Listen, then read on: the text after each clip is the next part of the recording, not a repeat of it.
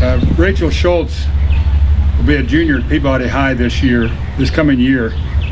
She's a straight A honor student and is in the Beta Club. She's also involved in the student council, will be running for the position of Tennessee Student Council Vice President. She's successfully competed in a national archery competition in 13 different states and has placed second in indoor world archery championships and won the Tennessee Indoor Archery Championship.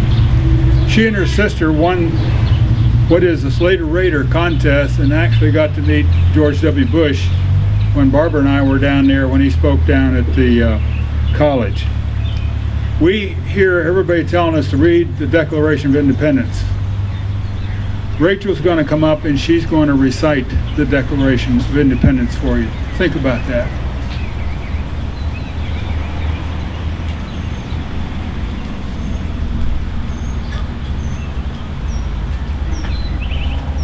Hi. When I was in 8th grade, we first started to learn about the Founding Fathers and the Declaration of Independence.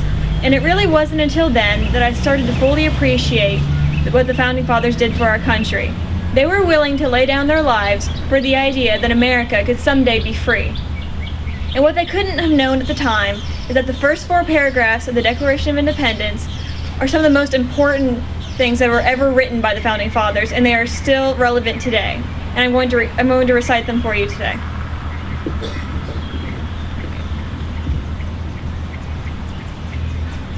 When, in the course of human events, it becomes necessary for one people to dissolve the political bands which have connected them to another, and to assume, among the powers of the earth, the separate and equal station to which the laws of nature and of nature's God entitle them, a decent respect to the opinions of mankind requires that they should declare the cause which impelled them to the separation.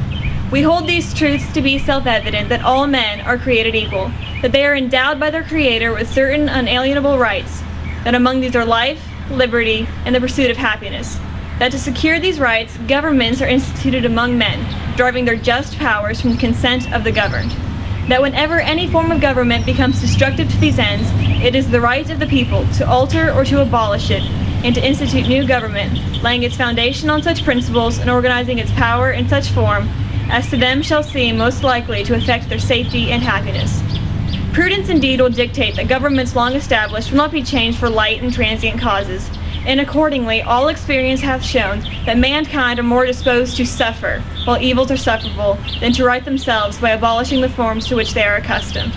But when a long train of abuses and usurpations pursuing invariably the same object evinces a design to reduce them under absolute despotism, it is their right, it is their duty, to throw off such government and to provide new guards for their future security.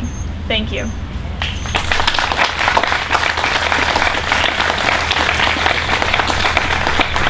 That's unbelievable.